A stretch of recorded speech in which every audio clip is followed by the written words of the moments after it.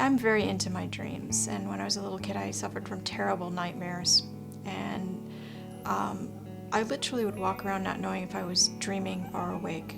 So I grew up sort of very into dreams, dream analysis, trying to figure out, what's going on in my life through dreams. And I really see this way. I mean, I have a tendency to throw my own focus out.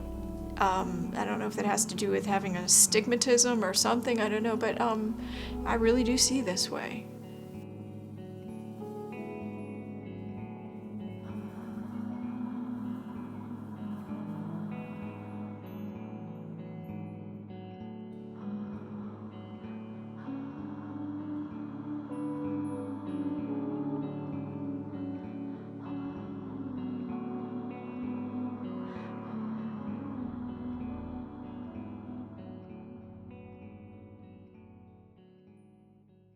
I was a commercial photographer and I was burnt out, and I desperately wanted to do art, but I didn't know how to get there.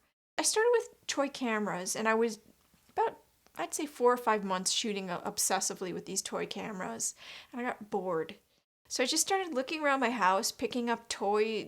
I actually stole my nephew's this science kit, this magnifying glass and a science kit, and that became my first lens. And I ripped that apart and put some rubber around it and just put it onto a toy camera, and I'm like, oh, now this is getting interesting. So from that I started, building onto toy cameras, and then I would actually build my own homemade cameras, moved into that. So, and that's where I'm at now. Well, with Unwaking Dreams, this whole series was based on my own personal dreams. I would have dreams, I would write them down, and then I'd go out and shoot them the very same day. So I knew what I was looking for, and I would grab the cameras that I thought could emulate that look. After nearly 3 years of doing this, I have a really good sense of what's going to happen. But then they'll surprise the heck out of me. I recently shot this one picture that was just this girl throwing flowers up in the air. And it's my new series, and it's entitled Suspend. And what came out of it was pure magic, and I didn't see that coming. So sometimes it surprises you. I love the randomness. I don't want to know what's coming. I'm not one of those control freaks. As a matter of fact, control freaks me out. I don't want it. I want what's instinctual and natural and just comes about. That's everything that I do. This particular series that I'm doing now, I'm working with other people, which is completely different than the first series. And I'm putting them through acting exercises that are just putting them in the moment of where they really are, instead of, well, do that or do that, and I'm asking them pure acting exercises, Meisner technique. What do you feel right now? Where are you right now? And that helps tremendously with the work. I have had people have life-changing moments in this series. It's interesting. Like, they suddenly realize, like, oh my God, I don't want to do this with my life. I want to do that. And they're just sitting in front of the camera. And so many people have just been brought to tears or brought to pure joy. It's just, I'm giving them the space that they're not giving themselves, to just sit there and meditate on what it is, where they are in their life. And I think that those are when they're really, when my subjects are really going there, it's so powerful.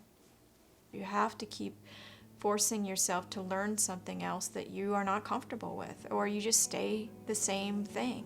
Now, my images stylistically are the same, but their emotional content are completely different in this series.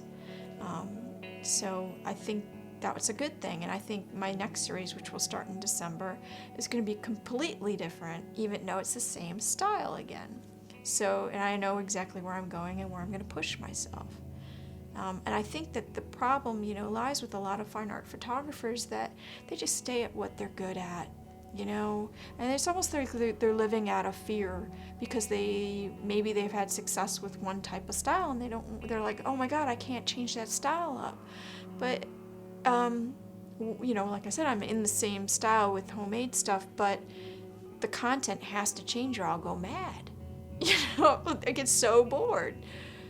You can't plan true creativity sometimes. You have to make the room for it.